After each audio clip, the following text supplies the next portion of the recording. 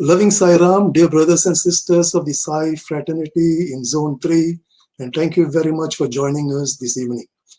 This is the fourth in the series of the Pre-World Conference webinars, and this webinar is an Aradhana special entitled Present Dilemma in the World and Spirituality, a currently relevant topic.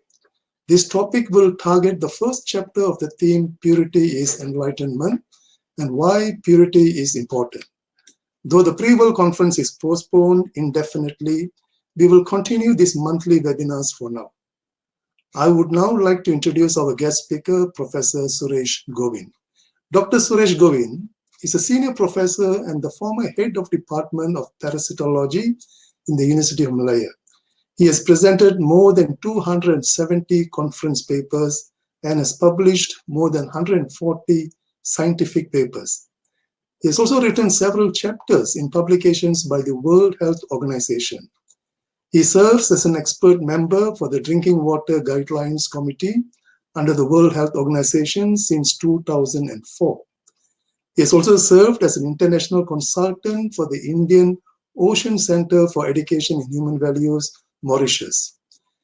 He has received numerous awards, amongst them, to name a few, the National Young Scientist Award, the Commonwealth Scholarship Award, the gold medal winner at the International ITEX exhibition, the Prime Minister's Productivity Award, the prestigious Malaysian Torre Science Award, and he has been appointed by the Prime Minister of Malaysia to be a member of the National Unity Consultative Council for Interfaith Promotion. In the Sai organization, Professor Suresh Govin was the former National Youth Coordinator, Vice President of the Education Wing, Deputy President, and subsequently the President of the Satya Sai International Organization of Malaysia. He has been very instrumental in many nation-building human values programs in Malaysia and has traveled extensively around the world upon invitation to speak to youth, educators, and members of the organization on human values and selfless service. He has authored 7 books on human values and based on the human values and universal teachings of Swami. His book, Hari Bhajana Bina, was recently relaunched on this Aradhana Day. The YouTube link is a worthy watch. He is currently the International Coordinator for Community Engagement for 190 countries under the Satya Sai International Organization. He is also the coordinator for the Friendship Group for Interreligious Service in Malaysia. Apart from being a parasitologist, his enthusiasm and passion for Swami's work is indeed very infectious, inspiring many devotees to rise to the call of Bhagavan's mission. I have had the unique privilege of working with Brother Suresh on numerous Sai programs in Malaysia, and today it is indeed an honor for me to introduce and welcome Prof. Suresh for the webinar session. The floor is all yours, Brother Suresh. Thank you. Sai Ram. So, Sai Ram, dear brothers and sisters, by the grace of Bhagavan, we are so blessed to be, I'm so blessed to be here, honored, humble, privileged by this invitation. Brother Krishna Nair, Chair of Zone 3, Jenny Monson, Central Coordinator, Zone 3, Doug Saunders, Deputy Central Coordinator, Zone 3, National President of Zone 3, Australia, Brother Indra Palan, New Zealand, Brother Morali, Fiji, Brother Rajat, and all the pre-world, Zone 3 pre-world organizing committee members for getting this organized in such a beautiful manner. It is indeed a point in history. The history of human civilization will never forget these moments, because the virus that has spread around has made man to pause, which should have been done some time back without the virus. But with the virus, we are forced to pause, forced to stop, forced to reflect. Because many of us may have said, if I had a little bit more time, I might have want to spend more time with my wife. Or maybe if I had more time, I would have read all the Vahinis. If I had more time, I would have been in the family. I would have spent more time arranging the storeroom, getting my library books, sorting out so many things. So probably this request and this pleas was heard by God. And therefore, this period could be a very ideal period for us to do all these things in our own lockdown homes. But more importantly, I think it gives us a chance to re-look back at our life. The virus is teaching humanity great lessons. If you look at what's happening now, the rivers have become cleaner, the fishes are swimming so well, animals are coming out. In fact, there was a WhatsApp joke where the elephant apparently went inside the police station to file a report that humanity seems to be missing on the road, and he wants to know where have people gone. So therefore, they have so many beautiful. The skies are so clear. The mountains can be seen from a great distance. Pollution has come down. So probably it's a reset button to re-look back, change back the whole environment to its original glory. And this is the time where we actually really need to look back at something more significant, in the sense that Sathya Sai organization, and especially Sai members, Sai devotees, we have a role to play now. This is why I think the organization, Sathya Sai organization, either, I don't know how, but intuitively, they launched the two study circle guides, which is on purity and unity. These are really beautiful document collecting all what Swami said, and especially on purity. And this is the time for us to actually literally go back to how can we become pure. So I've got some slides here, and what we're going to do is I'm just going to make this presentation overall, and then later maybe stop and interact and see what questions people have. So today, at this point where we are lost, we are confused, we're unsure, unclear, perplexed. We are experiencing all these things in our life at this moment. Confusion is a very great state to be, because when we are confused, we are not sure. When we are not sure, we come to experience what Swami always says: love my uncertainty. So we do not know what the events that are going to unfold. But during this confusion period, a lot of setting will take place, a lot of rearrangement will take place, a lot of reprioritization will also take place. So this is a very important phase in our spiritual growth or spiritual journey, simply because this is the time for us to seriously stop and really look within and see a lot of things. It is important for us to know that so far in our life, we have got our family life, our own life, our parents, parents, grandparents. Then we got our office life, work life, university life. And then when we have time, we have also God, and we put him one at the back there. So if Swami comes right at the very end, and this example was actually told by Swami, that if you put the figure 1 right at the end of all our obligations and commitments, the value of that is only 1. So we've got 0, 0, 0, 0, and 1. And sometimes in our life, the continuous engagements and obligations have taken our life, and we become we don't have the time. We don't seem to find the time. Time to meditate, time to pray, time to reflect, time to go deeper, because that 1 is right at the back. And that 1 normally is meant we pray for us to maintain the family, maintain the office life, we maintain all these things. So our relationship to God usually is that he should be helping to maintain our life, and we should continue our life in this manner. But then the point here is that what Swami said, that if you do like this, there will be no value.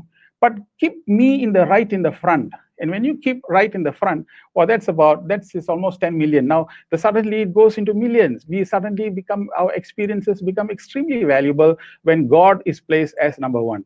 So this is the time to reset the button by bringing God right to the front part. So this is the relationship between the current crisis and the spirituality that we have in placing sincerely and prioritizing God to be placed in front.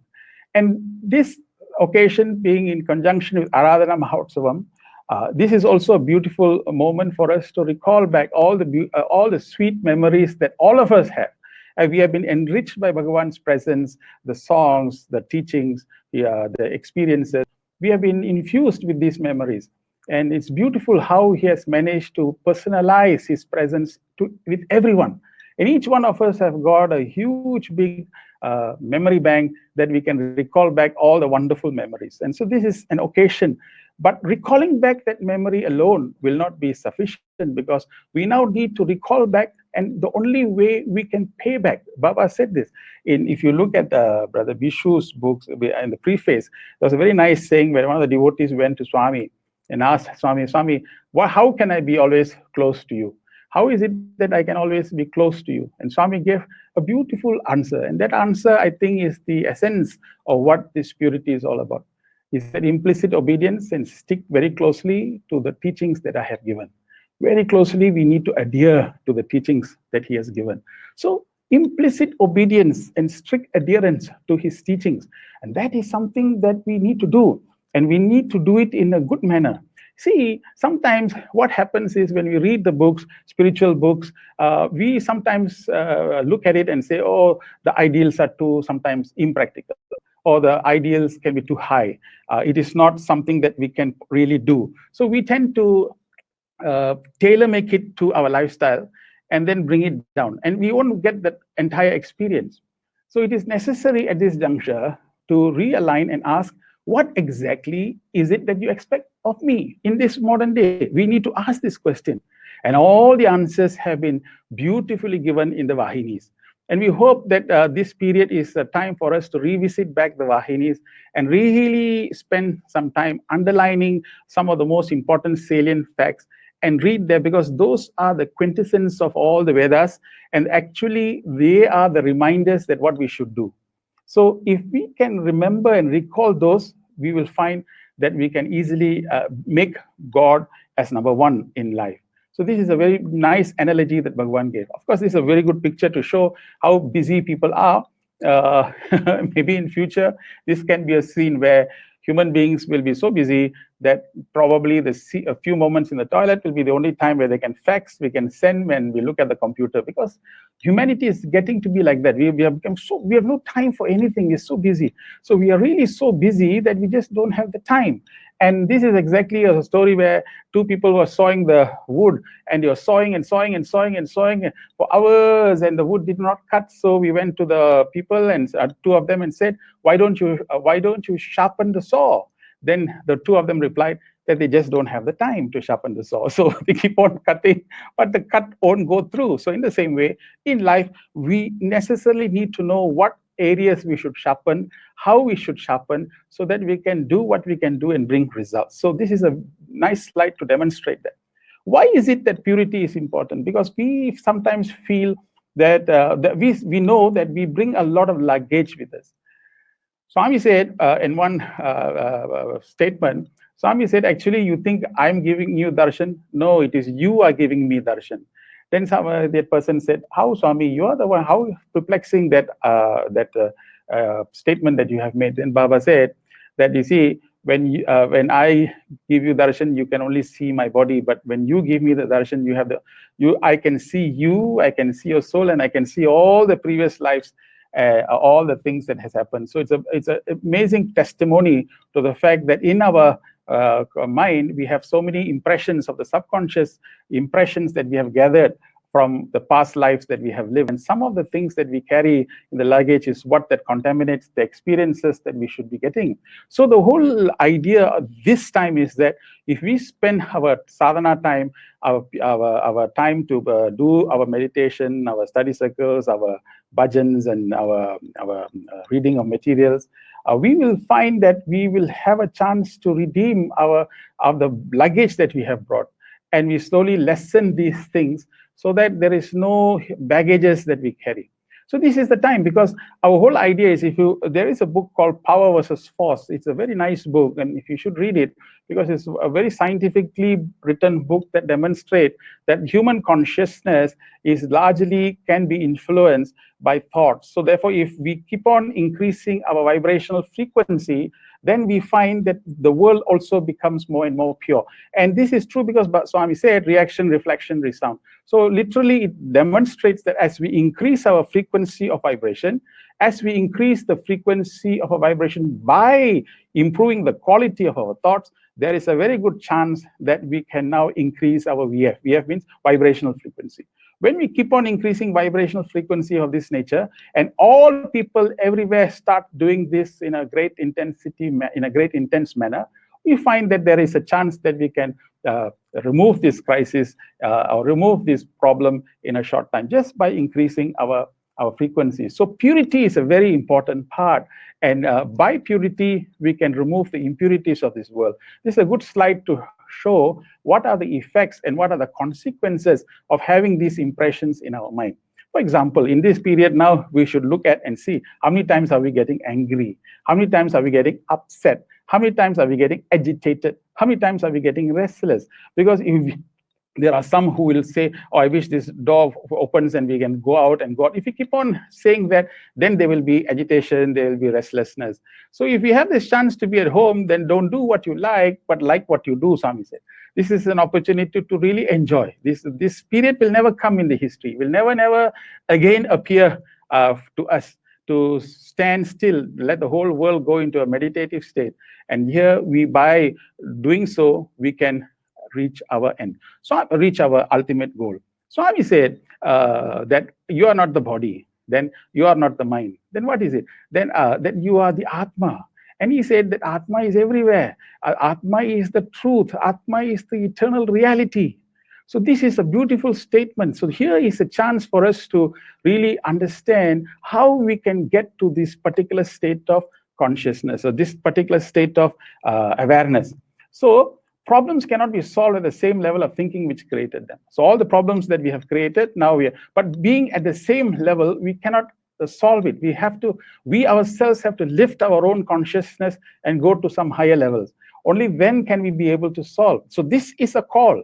Really, the globe and the world is being asked to re-look back at the way that they were thinking and the way they were operating, and look at new ways of thinking, new ways of collaborating, new ways of cooperating, new ways of interacting, to provide platforms in which we can now stand in a higher manner, in a greater platform, so that we redeem our lives in that what Bhagavan is now stressing and saying.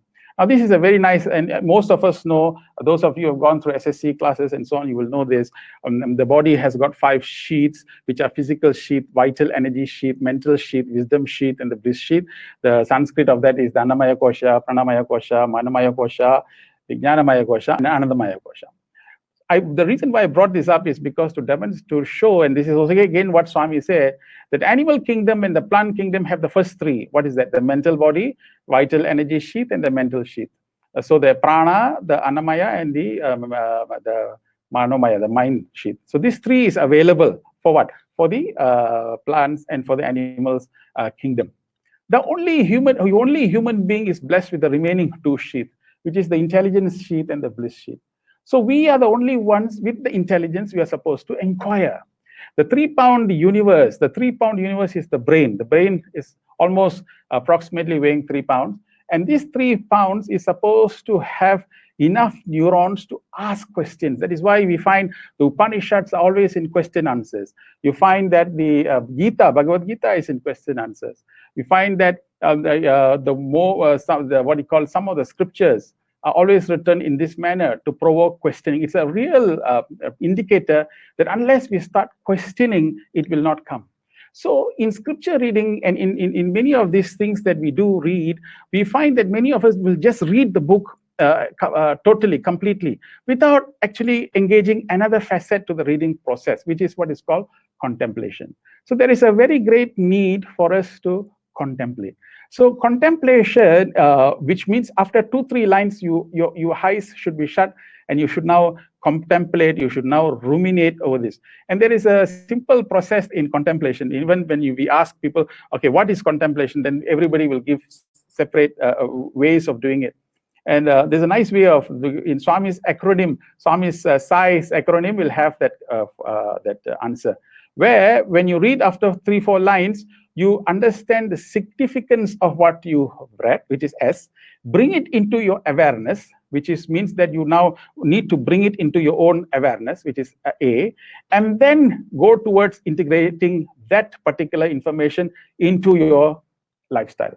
So contemplation simply means it is the process by which every line of Bhagavan, every statement that Bhagavan made should be scrutinized, should be studied, should be reverentially seen, because inside there they have got lots of suggestiveness. So the whole idea is to peel away the words of suggestiveness and start to see what is it that is being implied, and then follow that implicitly. We will find that we'll get to our bliss sheath. So the intelligence does this, and we get to the bliss sheath, and then we'll experience happiness and peace. So this is the dimension that we have to explore. So now what has happened is people always say transformation, transformation, we need to go transformation, we need to have transformation. What does transformation really mean? So if you look at the left-hand side, you will see the mind. The word mind is so big, so huge, so large. And Atma is so small, so small. So what does it mean? It means that we are living with our thoughts. We are living with our identity. And this is what we live in this world. So I have come to live in this world. I go to work, I come back. This is my identity. This is what I do. This is my relationship. So this is how my mind functions and my work. And then the Atma component is only very small. The real teaching of Bhagavan is to continue to make sure that the mind becomes smaller and smaller and smaller, and Atma becomes bigger and bigger and bigger. This is real human transformation that takes place. So when we say like this, what happens is that we operate from a higher platform.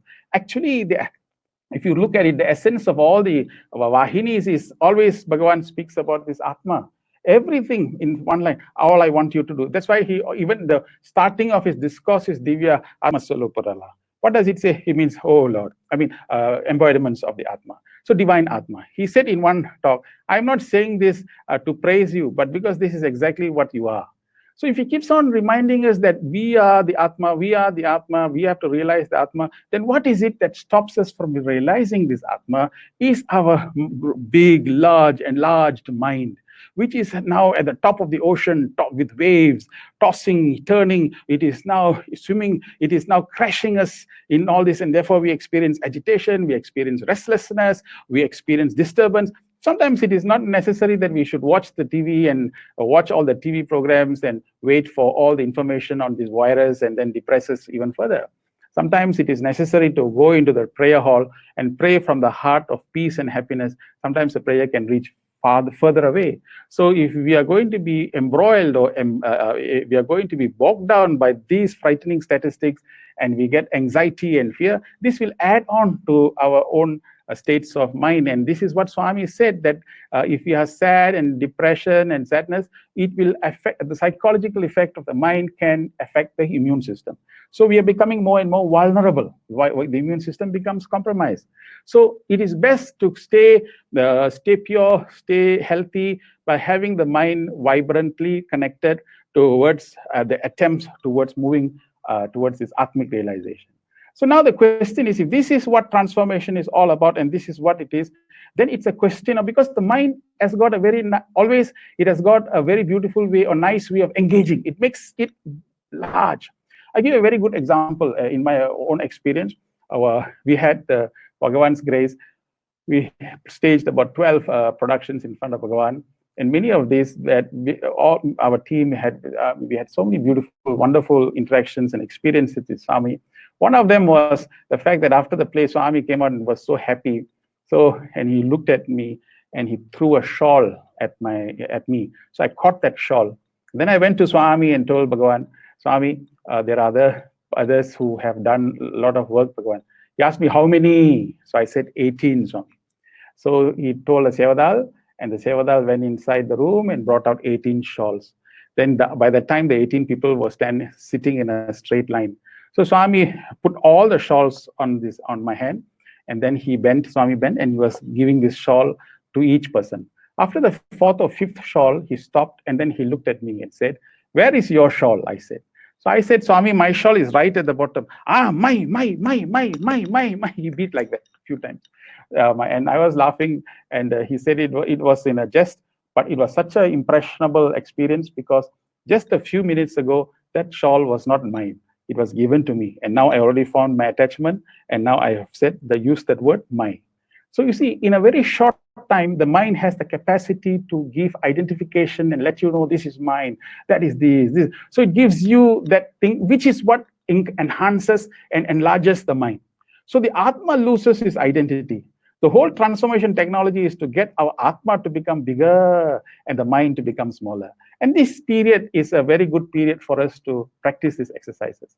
So now, if let's say if we go to the tourist agent and say, I want to go to Australia, I want to go to New Zealand. Oh, the tourist agent will, oh, you must go to New Zealand because it has got such a wondrous lakes and the mountains are so good, and really the southern side is beautiful, the northern side. So if he keeps on impressing me that New Zealand is so beautiful, then what I will do is I will be tempted to want to visit.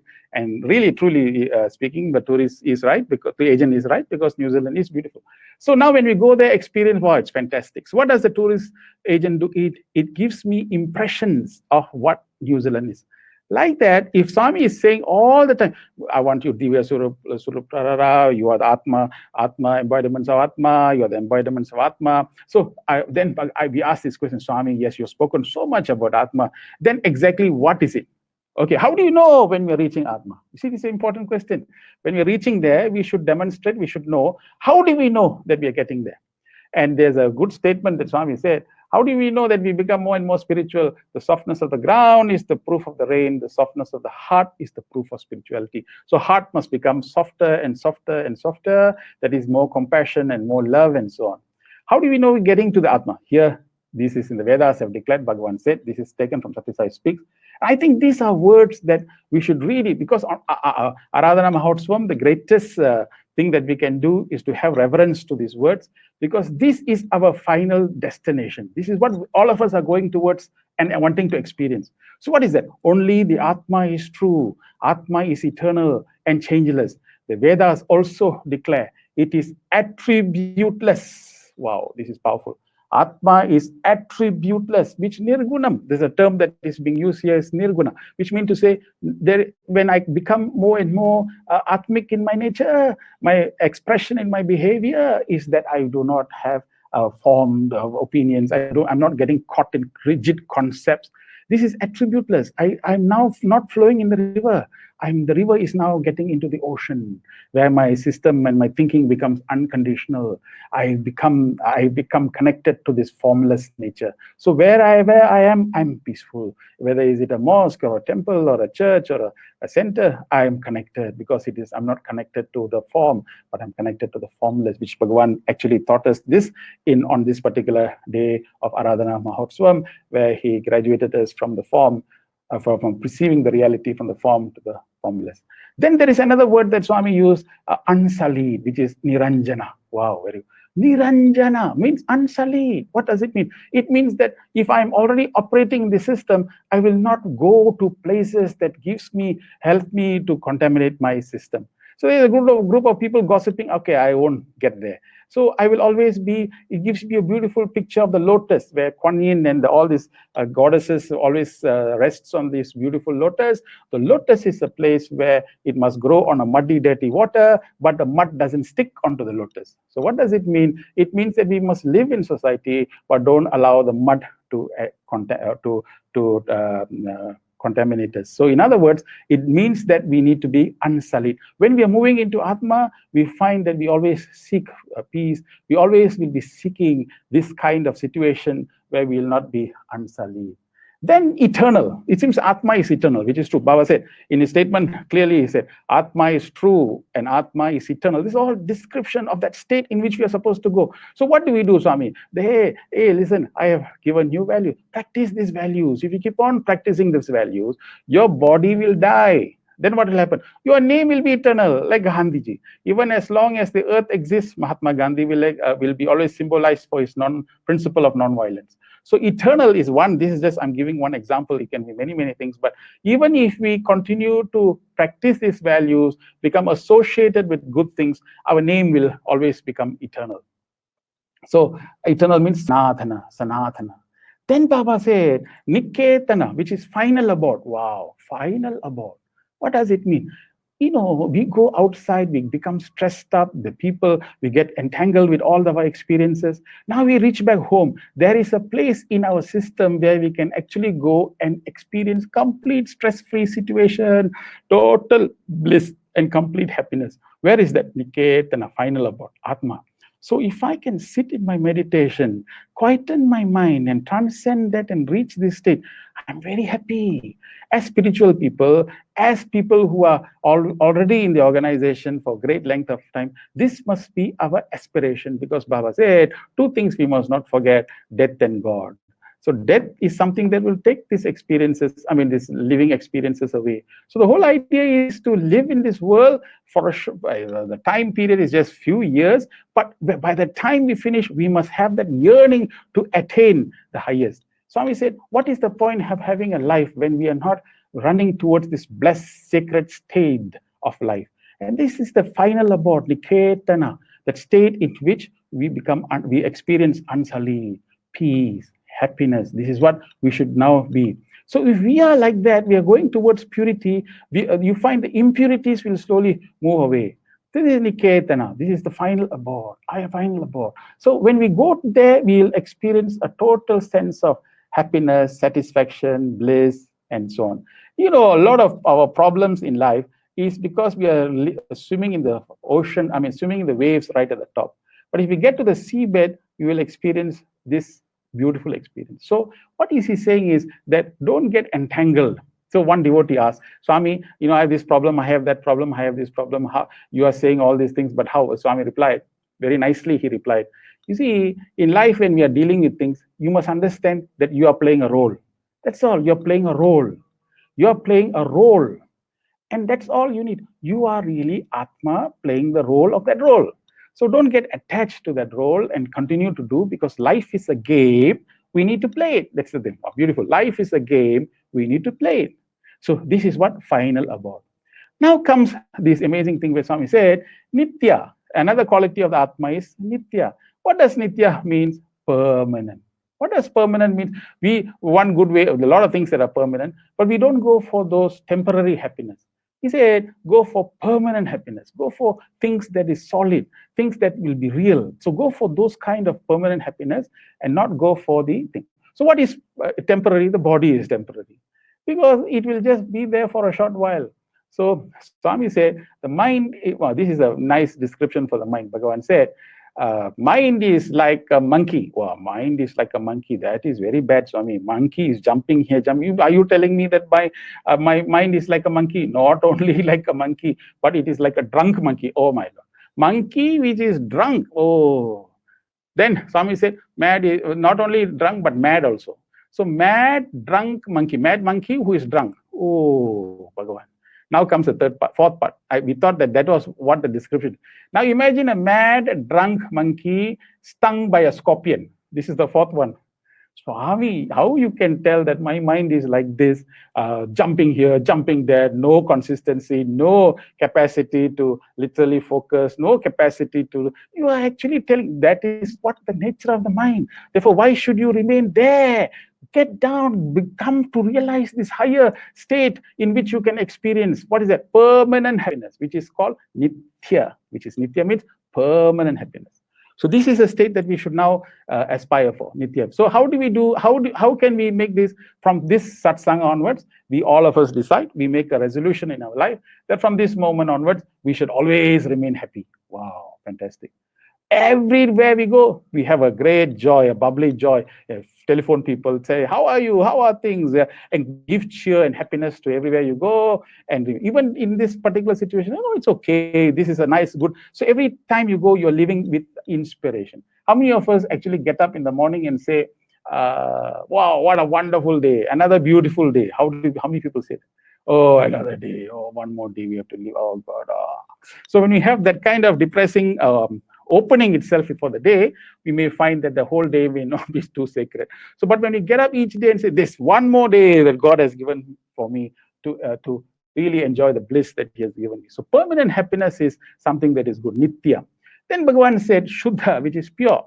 Another aspect of the Atma is that it is pure. Oh, what do you mean by that? There's so many definitions, but Bhagavan in one discourse mentioned that whenever we act and interact in this world without I and my, wow, this is very good. Without I and my, yes, without I and, reduce the I, reduce the my. And then you find that the impurity in your own intentions won't come. So when we live in this world, we are living for some other reason. So now, oh Lord, I'm living now for a bigger goal. In fact, in the study circle material, you'll see one of the methods that Bhagavan said was purify the vision. How do you purify the vision? This vision now that I live is I'm living for a larger cause. I'm living for the mission of Bhagavan, or I'm living to help the world. I'm living for a larger community. See, my thing is becoming bigger. So which is what this love all, serve all really means. This love all and serve all means my all is expanding more and more and more. So the I becomes lesser and lesser. The my becomes lesser and lesser. So this Shuddha, when we comes like that, what happens is that the agitation will become lesser. When the agitation is lesser, then our meditation experience becomes much more, much more. So the whole point here is that how do we know, Swami? They say, I'm doing this meditation, I'm doing all these things, but sometimes I can't actually experience. This could be some people's experience. But Bhagavan said, you see, sit, do whatever that you go for seva, do whatever, but exert effort.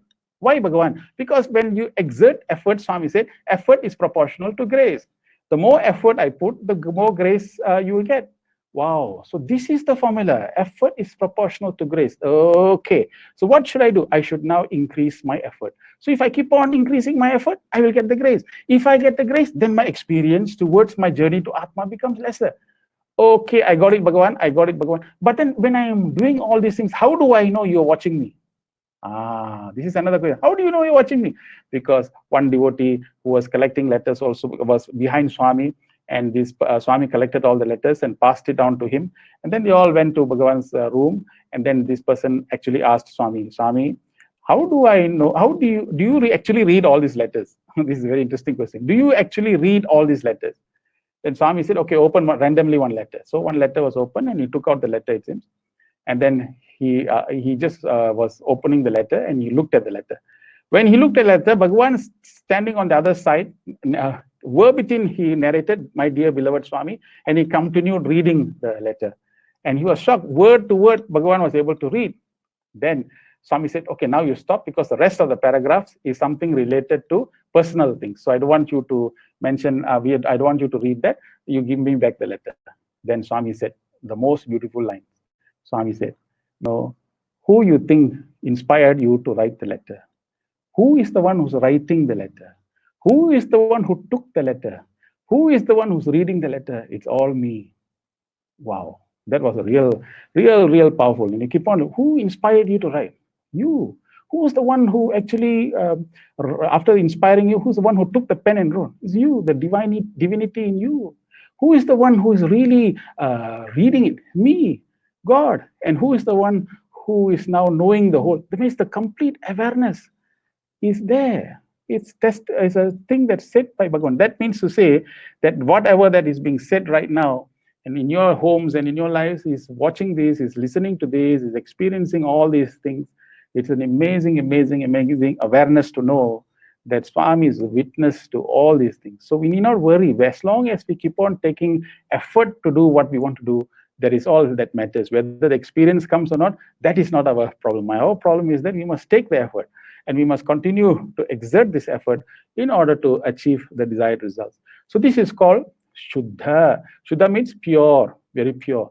Then Bhagavan said, Atma has got one more attribute. And what is that? Enlightened. That means we move towards enlightened state.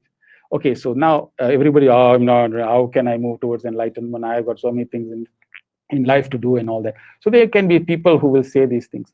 But really, enlightened means very simple. We have a quest, a curiosity start to come inside. I want to know. There is a yearning to know. Swami, what is it? Why is this? You said in this discourse, you said it like that. Why is it that in the other discourse, you said it like that? So there is a earnestness to know. There is a curiosity to want to know. So this is what is called enlightenment. This word is called Buddha.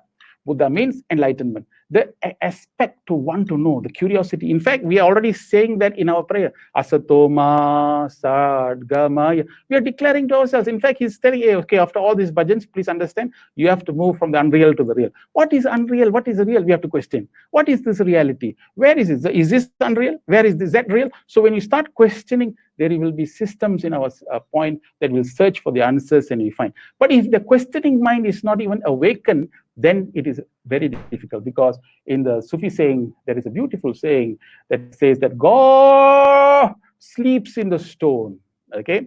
God dreams in the plant, okay? But God stirs in the animal and awakens in man. It's a beautiful saying. If you contemplate, that means he's declaring that God is present everywhere. But he's sleeping in the stone. That is true. His stone is inert. He's sleeping in the stone. That does that mean that God is not? It is stone, but the awareness and consciousness is limited. But when it goes to the plant, it's just dreaming. Animal is moving. The stars is moving. But in the human, it awakens. What awakens? This intelligence awakens. It is the intelligent sheath that wakes up and starts to question. This questioning mind is what that we really need, because our teacher has come for this purpose, to finally pull us out and get into Atmic state of consciousness and liberate us. That is what the reward, the real happiness for Bhagavan, I really think, is that the real thing that we can actually give is that make a repledge on this day that I will do whatever I can to whatever it is by this life, I must get what I should get.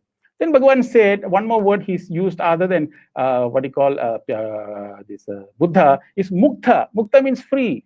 Free. Okay, Bhagavan, what do you mean by free? Free. What do you mean by free? Free means what? I should be free. And now, freedom is not the way that whatever I want, I will do. That is not freedom.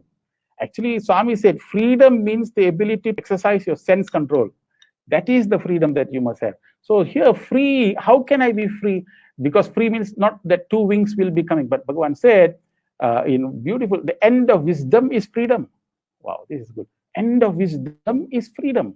The end of wisdom. That means when I get my wisdom, it will liberate me. What do you mean by liberate? Liberate means I don't have to depend upon the external world for my inner happiness.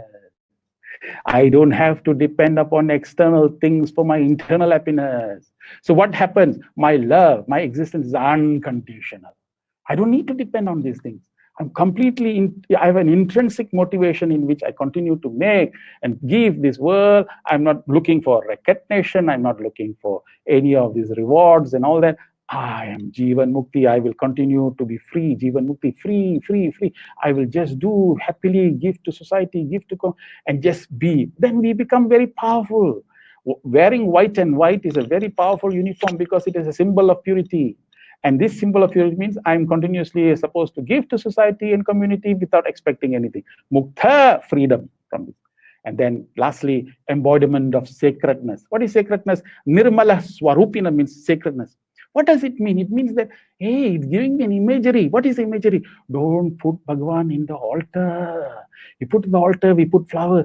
Take him and put him in the heart. In the heart is my permanent residence of Bhagavan, is the Prashanti Nilayam in the heart.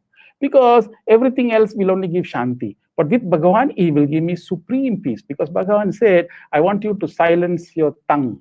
Then he said, I want you to silence your mind.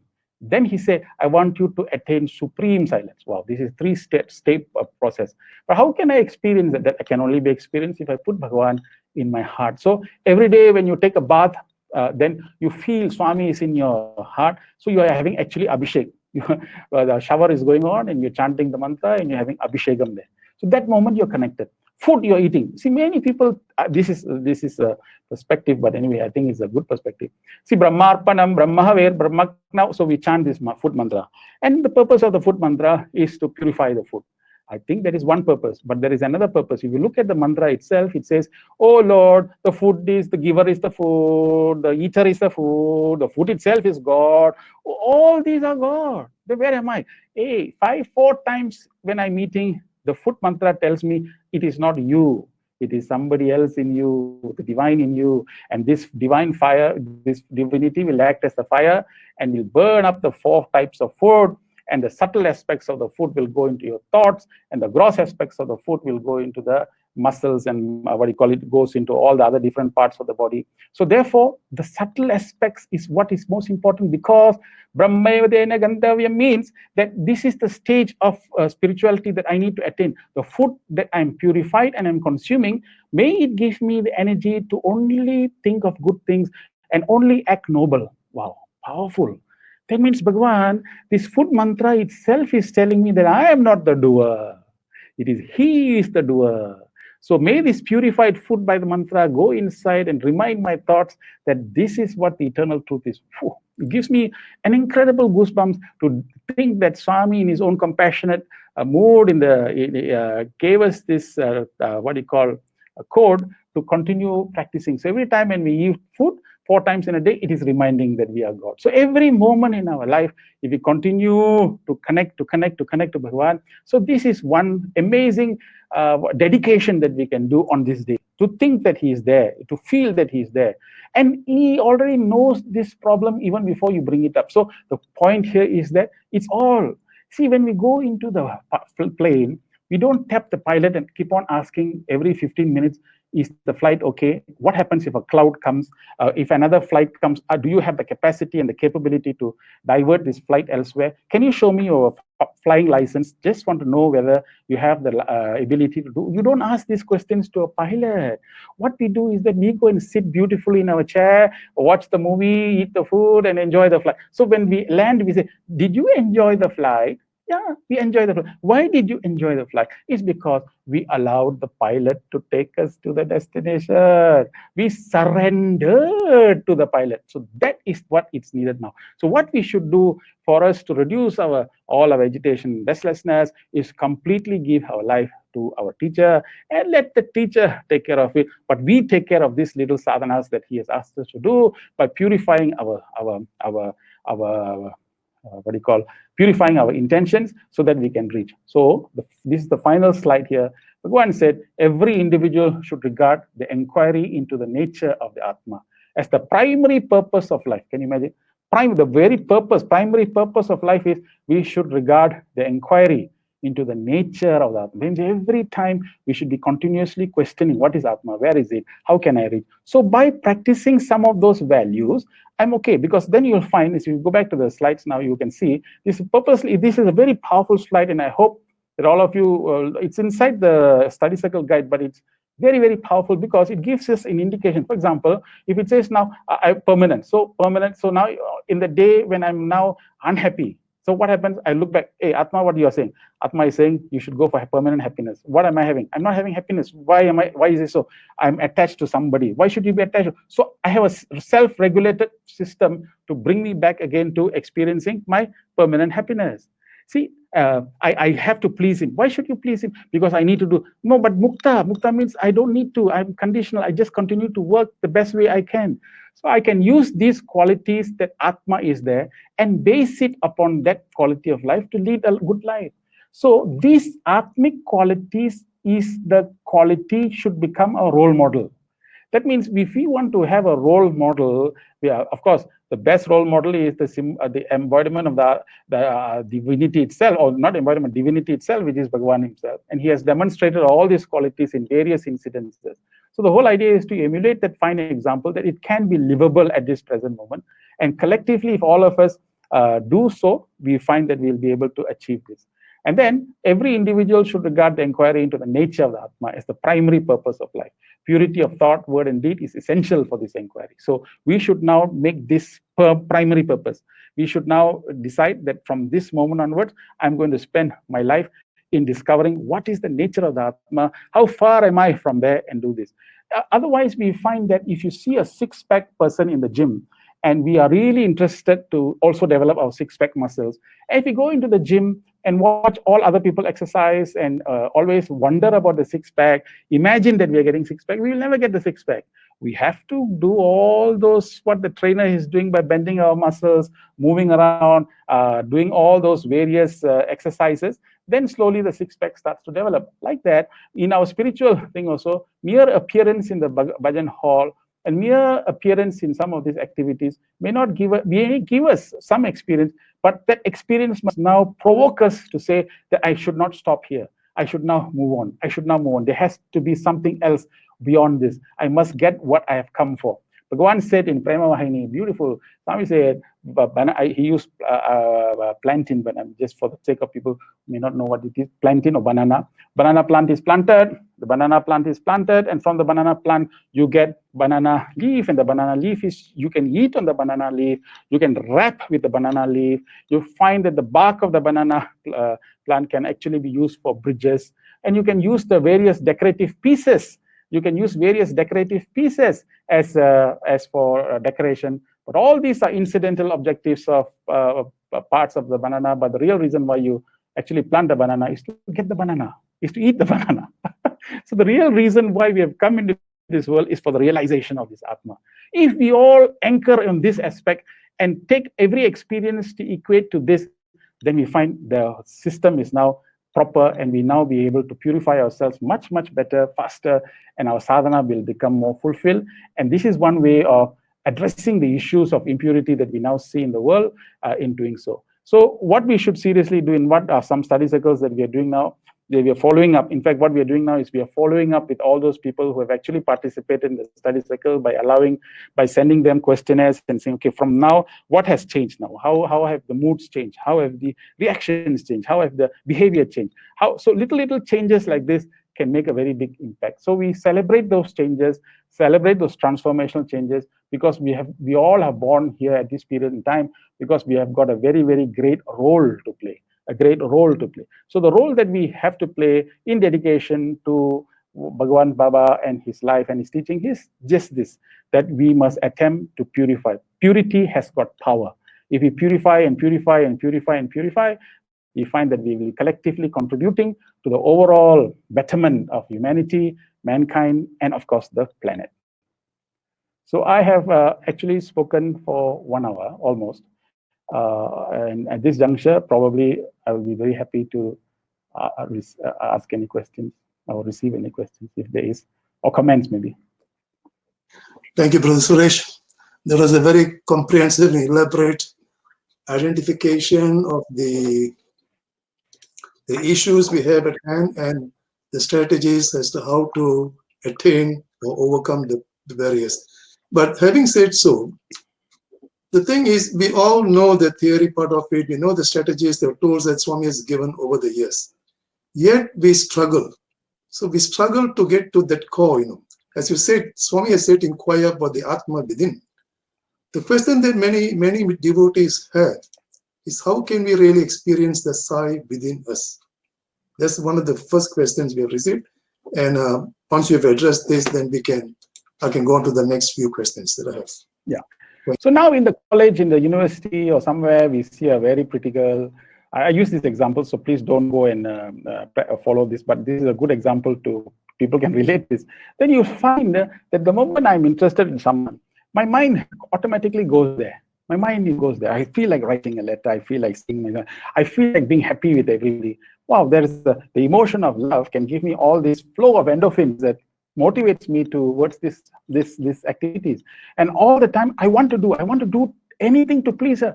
Buy a flower. In fact, the distance can be very far away, but I will take 3 buses, 3 cars, or whatever, and reach there, give the flower. So this all comes in because the love is prompting.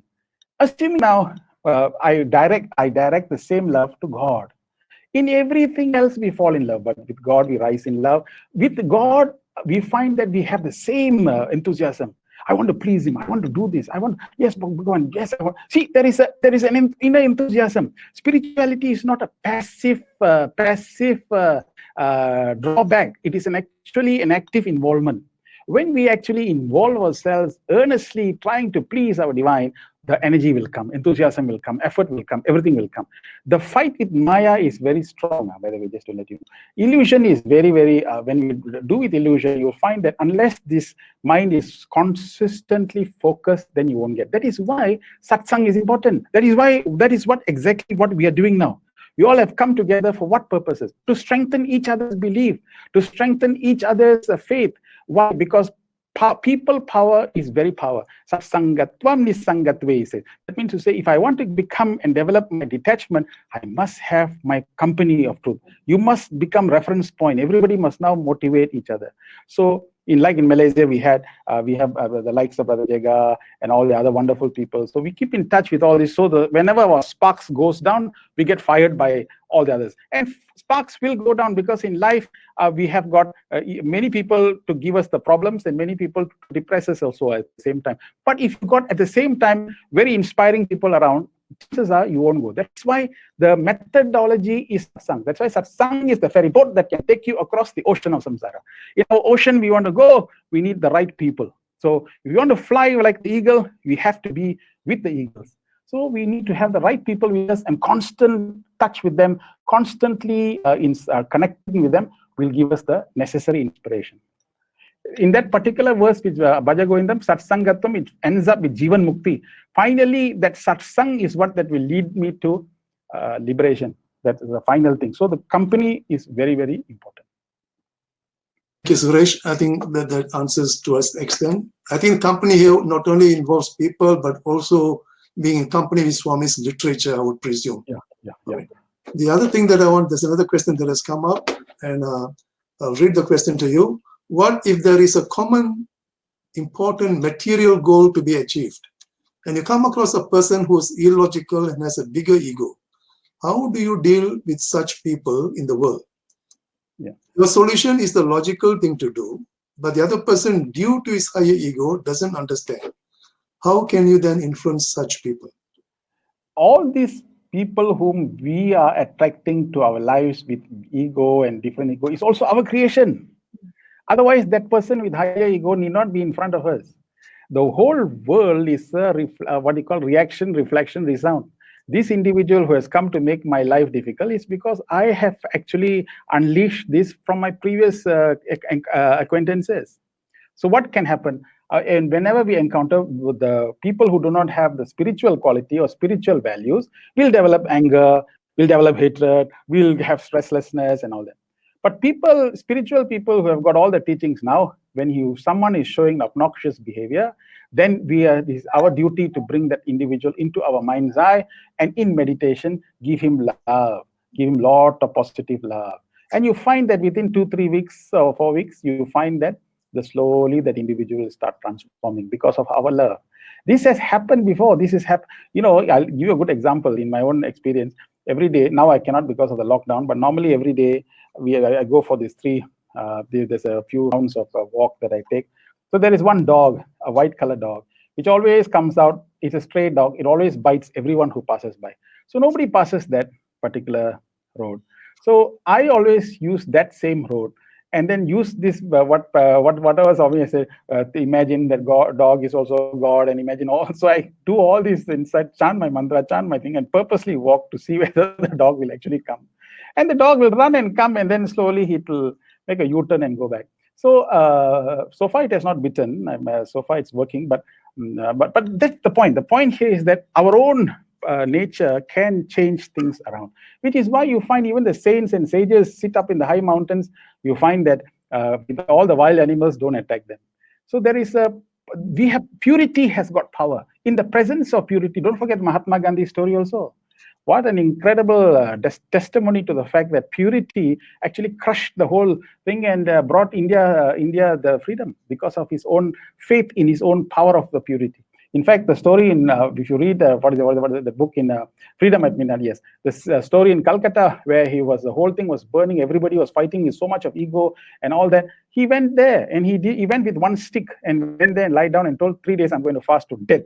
And it was on the second day when Churchill wrote him a letter, sent a telegram and said, please ask the half-naked man to stop this nonsense. But he didn't listen, he just continued. And suddenly the Muslim leader and the Hindu leaders came and dropped all the weapons and said, I will not fight. So he, with his own purity, brought about a change in surroundings. So anyone who we come across, we have the power to change. But we must subject ourselves to the sadhana.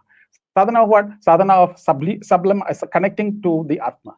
Through these processes that Bhagavan has mentioned, because when we connect to the Atma, Atma has got immense power to change anything that we want to change. And we must have that faith that this is the truth. Atmic power is a very powerful power, but we must allow it to manifest in our life. Thanks for that response. I think Anthony Robbins once wrote the book, Awakening the Giant Within. Yeah. Most of us are theoretically aware, but unable to awaken that divine consciousness within us all the time. There's another question, Suresh. Is there a stage where one can realize that he has attained the primary purpose of life?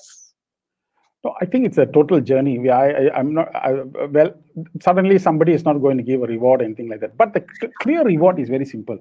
When every day in your life, when you wake up, you're happy to wake up. Whenever you interact with everybody, you're happy. Everyone here, there's a seamless thing that's going on in your life. And you feel every day blessed. What other reward that we need other than this feeling? Our feelings must become sacred. Our intentions must become noble. So this is what the whole idea of existing in our life. So if we can actually experience this, honestly, we don't need anybody to accredit us, or we don't need anyone to reward us, because we already experiencing the reward for ourselves. And so this is what it is. If every day we can get connected, and so Swami's presence, Swami's feeling, wow, it's a beautiful feeling. So why not this? Many people think spirituality is theoretical. This is the point. And being a scientist myself, I find this very nice to argue, because we can actually put everything in a systematic, structured manner. It's a complete science, and people must believe in this science. If you don't believe in it, how will anything happen? So first thing is that we have to believe in what we are doing, and we believe that we can actually achieve this, because this is what he said. Example, if a boy is going to the school and comes back and the total marks is 100%, he's only getting 60%, 40%, 50%. So what do we do? Son, you must understand, you have got intelligence, you will be able to achieve it, you can get your 100%. We motivate him to get the 100% because that is his aspiration. No, Papa, I don't think so, I can never get this 100%, because all the time I'm only getting 52. Maybe I'm not good in this subject, maybe this is all theoretical. And you don't need to be good in this subject. So there's a lot of mental justifications of his own weakness. But then the father inspires him and tries to motivate him, and finally he comes back jumping. Oh, Papa, I have got my 90%. Oh, fantastic. See, I told you. Now what is happening? We are motivating that individual to experience the fullness of his potential. It is the same with Bhagavan. Swami is telling us to experience the fullness of our potential. We have come. Why are you stopping at the Manomaya level? Why is it that you're existing at the Annamaya level, Pranamaya level, and Manomaya level? You're stopping our existence at that level. Your experience will be finite. Your things that you're doing is finite. Why is it that you're not exploring the possibility of invoking the Buddhi Shakti and the Anandamaya? Why don't you experience? Swami, every man can, every person can, and he's demonstrated, he's shown that this is possible for every individual. So if I am supposed to score 100% by the time I graduate, then why not I try and not make this a theoretical example? Why not I feel? Why not I connect? That is the aspiration that we should possess. I think this is what this Aradhana Mahotsava or Bhagwan's birthday, all these various Guru Purnima, all these celebrations is for what purpose? To Purnima, to get a complete fulfillment, to enjoy the birth of Bhagavan in our heart. So everything has to be personalized and put it and approach it in that manner. Then you will find it very real. It's very, very real. So when you go to work and come back, the karma, if you connect using the karma, you're connecting to the higher state of consciousness. You enjoy the work, and at the end of the work, you close the door and say, "Oh Lord, thank you for a wonderful day," and you close the door. Wow, you're dedicating that work to God. That karma becomes karma yoga, where the yoga is unifying you, connecting towards our higher consciousness and towards bliss. So this is what the whole idea is of the spirituality, and it is beautiful that Swami has given us all this in a systematic manner, in this whole ocean of things, to pick us and to make us and to continue to do us. So if we stand from that perspective, nothing is impossible. If you stand the perspective of the mind, you'll find is it possible? Can it be done? Is it achievable? So we start to doubt these things, because the mind always creates doubts. Okay, Suresh, that's good. I think there's another saying that says the universe responds as to what you send it out, So if you send out the positivity, then that's what you get back, Yeah. I have another question. Guna, I want to tell you this. The fact that you mentioned that reminds me of a story. Swami said, when he went to Kodaikanal, there was about 100 of the students, 100 of the policemen gathered in the hall, and Bhagavan went in to give darshan to everybody. This is a very, very powerful story. Swami, and then he looked and he asked his senior devotees, and senior devotees said, "We don't have 100 materials to give, we only have 20 materials." Swami said, "What shall we do?" So never mind, I will go and give darshan, then I'll come out, we'll discuss. So he went and gave all to the darshan to 100 people, collected all the letters, and he came out. When he came out, the senior devotee collected money outside from the various devotees, so that the money will be enough to go and buy 80 more materials. Now they only got 20 to buy 80 more materials, so that Bhagavan can give all 80 the people the material. But the problem here is that he didn't have much money, so they were collecting, and in the midst, Bhagavan came out. So he said, "What are you doing?" I said, "Swami, we are collecting the money from everybody, and we are going to give." That time, at that moment, from the hand, this envelope fell. So Swami told them to pick up that envelope. So that man picked up the envelope. Inside was money, and inside that money was exact amount the exact amount to buy 80 more materials. Swami said, this is not like this. When your intention is also wanting to help humanity, if your intention is also wanting to improve and do things, the universe will help you to achieve your result. It's a beautiful story to tell that we need not actually worry about anything. Yeah, the first point that we must have is good intentions to achieve something, and then allow Bhagavan to come and manifest that miraculous reality. The miraculous reality can only come by the purity of our intention. So this man really was pure. He was collecting it for the sake of that, and that manifests. You see, it's a nice, beautiful story to illustrate the example of what you just mentioned. The whole universe conspires with us to help humanity if our intention is also the same. Beautiful answer, Suresh. Thank you very much for that. I've got another two or three more questions, so hope you can bear with us. Sure. The next question is, sometimes we can be blind to our own pitfalls. When we hear truths like this, we become smart in a bad way and say, if everything is Atma, then my anger is Atma, my drinking alcohol is Atma, my laziness is Atma. Sometimes we can lie to ourselves by picking up some of Swami's teachings and twisting it to our benefit. How can we become more aware of our monkey mind and develop more courage to make the effort to realize the ultimate truth? You may have touched on it here in your presentation, but can you just elaborate? Yeah. Which is why in the declaration that Swami made, what is Atma and Atma attribute, it never was there mentioned laziness, sloth, sluggishness, and everything else. Atma has got some attributes which is prescribed in the Veda, in the Vedanta it is prescribed, and Swami picks it up, and Swami mentions this in all the Vahinis. The Atma has got this. That's why I purposely took the time and the trouble to expound on each of those qualities, because this is what benchmark of role modeling is all about. So Atma is Shuddha, Atma is Mukta, Atma is what do you call Buddha. All these terms are meant for what purposes? To give us an indication. That indication tells us that if I'm moving towards this, then it must be correct. Now, if I'm moving opposite to that, that is, Atma is angry. Never was there a statement that said Atma was angry. If we ourselves, that is why I'm saying, and this is why that is why we are reading all the scriptures in that earnestness, in the science manner. We don't make that mistake in a scientific class or literature class or medicine or law. All those also got technical terms, and everybody understands and studies that for the purpose of examination, and you pass and you get your certificate to get a job. But in spirituality, these are also technical terms. But we start to imagine what those technical terms is and correspond and live according to our imagination. This is where the flaw is. The whole idea is that these are very specific things that has been specified. So our earnestness must be to match that, match with the aspiration of the teacher, and not imagine that this is what it is. And then we live with that imagination, our bar of existence will become lower and lower. And what is the effect of that? We will get very limited and narrow experiences by the time we finish our life. Our job is to keep on expanding. That's why Bhagavan said, my life is my message, expansion is my life. Expansion, with the whole experience of this love must expand. So whether can we, in fact, we don't know whether we have the capacity to contain that expansion. Wow, that is amazing also. Many people have fainted when Swami showed his full revelations. They could not withstand the whole thing. So why, by practicing all this, we are supposed to increase our capacity. In our capacity, Surya Koti, Samaprabha, the Surya Koti, that illumination is this 1 kodi, the huge amount.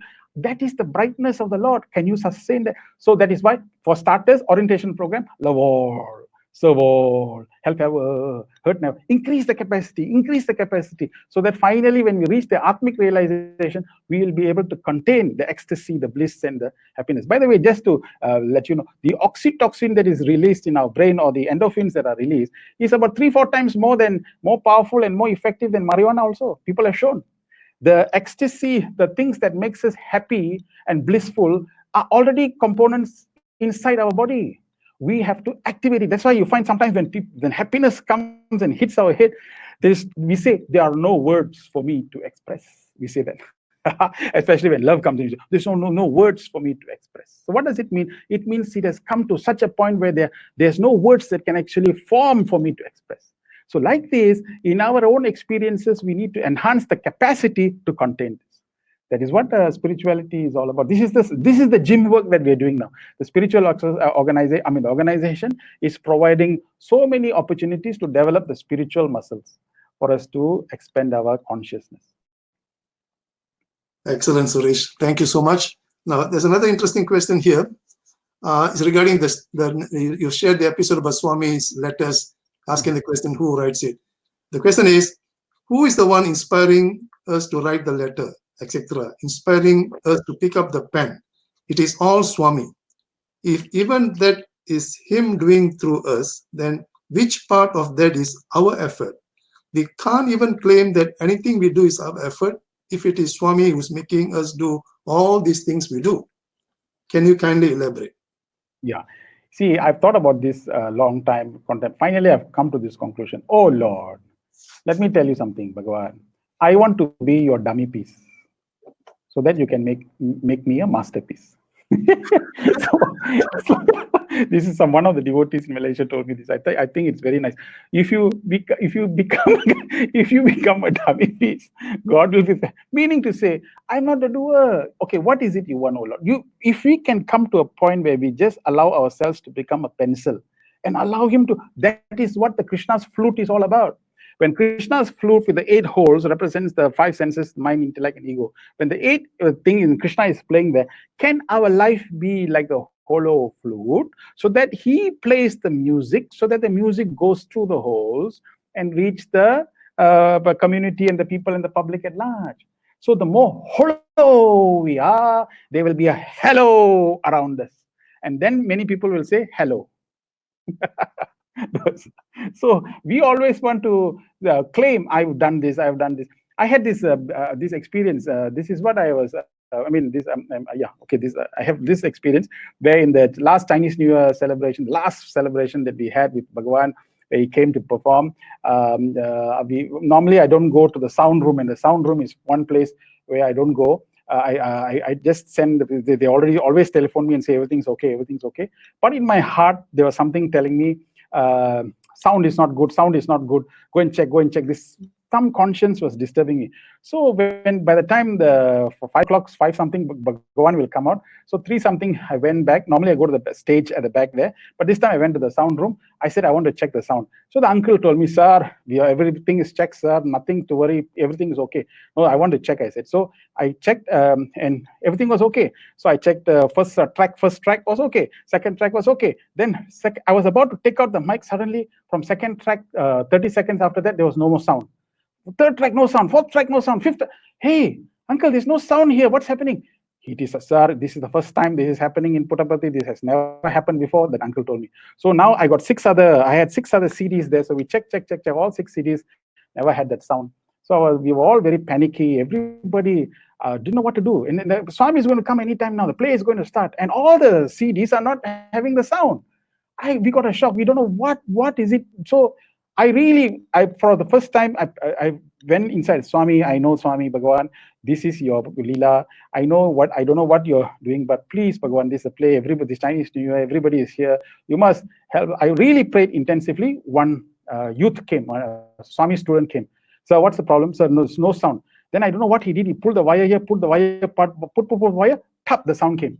The sound was coming. In the moment the sound was coming, outside the music started and Bhagavan was coming in. So we quickly jumped and went to the back stage, and the play was very nice and everything went very well. So I wanted to look for that boy. So I went to look for that boy and asked him, brother, you're a sound engineer? No. You know anything about sound? He said, no. Then what did you do?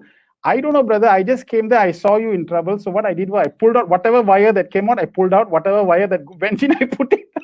So he just put here, and the sound came. It showed me a big lesson. What is the lesson? He said, I am the script writer. I am the director. I am the one who does the sound. I do everything. You are just a doer. That's all. You just do. But I am the internal doer for this. It was the last experience that I had with Bhagavan was this message. So ever since, everything is you, Swami. This is your world. This is what you want. You tell, I will. So that is the attitude that we should have. I think it's easy, no stress also. You surrender everything to Bhagavan, let him do what he wants to do. Allow that thing to happen. The ego will come in at some points. The ego want to come and claim. That's where we need to become vigilant. and become watchful of that ego, trying to make claims on whether what we have done. So this is the spiritual balance that we should possess in our life. Thank you again, Suresh. That was a very excellent elaboration. Now, there's one question which I think is a secret question that all of us will have, and I'll raise this question here by one of the Sai brothers. Sai Ram, Brother Suresh, you're always so passionate and energetic. What is the secret? You have something special. Let us know. This is what the rabbit asked the caterpillar. Caterpillar, how can you walk with so many legs? Sorry, millipede, how can you walk with so many legs? The moment millipede started to think, it curled up. It could not move anymore. So why disturb what is coming so natural? Just leave it. I think the whole idea is we must be in love, number one. Number two, the end goal. Because we will all die.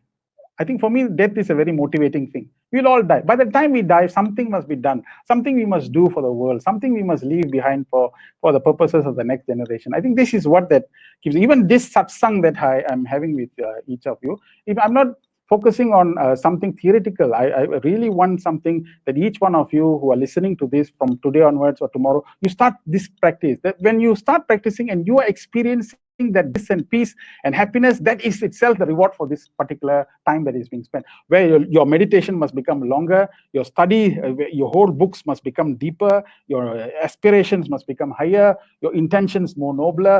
Then you're feeling, after the lockdown, your people around you must see the changes. Your wife must say, wow, very good, your anger has become much lesser now. Wow, that's fantastic. Your children see a transformation in the parents. The parents see it's like this. We see the transformation because then we collectively are helping each other to move towards godliness. So this is what it is. As final success is, it is not about me alone it's about everybody experiencing happiness and bliss to a large extent, and also deriving the joy from other people's experience also to motivate us to move on. So this is the real passion in life. Actually, what else can you be passionate about? Hey, we go to the bar, you drink glass of alcohol, the third you're drunk and you can't even see. Where else? What other experience? Every other experience is limiting. Every other experience in the material world is very limiting. This is the only experience that you have. Is like end of it just goes on. It's like you cannot stop. It's like an avalanche of it. So the beauty is that it just keeps on going, keeps you going and continue to go. So why should anything be any lesser? So be passionate and be enthusiastic and enjoy life. That's the whole idea, is to enjoy life. Thank you, Suresh. Once again, I think we have to wrap up now. No other questions? Finished? Yes, our time is up. We will forward the question that people have raised. Are there many questions? No, I don't have you, but you have anything to add on to the questions? Yeah, I just have one comment to say. That is to say, I wish the technical team, the pre-World Conference technical team now, they already have the list of people who have now, locked in. So what they should ask, in fact, I've done this satsang with USA and other places, and this is what I have told them also. Right, what are the insights that you have gained? First question. Second question is, how do you translate these insights to some transformational action that you have done? Third point is that what is the final outcome of these experiences? So if you write these 3 questions and send it to everybody so that for them to contemplate, and after this lockdown period, whenever that comes out, and then if they return back, and the pre-World Conference people should actually follow up very diligently and note the successes of these experiences, then you will find this is the real success. The success is not the satsang. The success is whether people have actually taken some of these ideas and actually practice and feedback whether what is it that they are experiencing, and that experience itself will be enriching. So then we enrich all of us like that. So I think that's a very excellent suggestion, and I think a very good strategy to kind of self-audit ourselves. I mean, we can go on listening to many talks, but unless and until, as you put it very beautifully, the acronym of Sai, bringing the significance of Swami's teachings into our awareness, and from then to integrate into our lifestyle. I think these 3 questions that you have asked will come in very, very useful in increasing our reflection and enhance our understanding better. And dear sisters, that was a very comprehensive session that all of us enjoyed. And I think I'd like to thank Brother Suresh for his time, for spending with us and sharing some of his insights, which are truly enlightening and useful. And I believe the audience who have listen to this session would immensely benefit.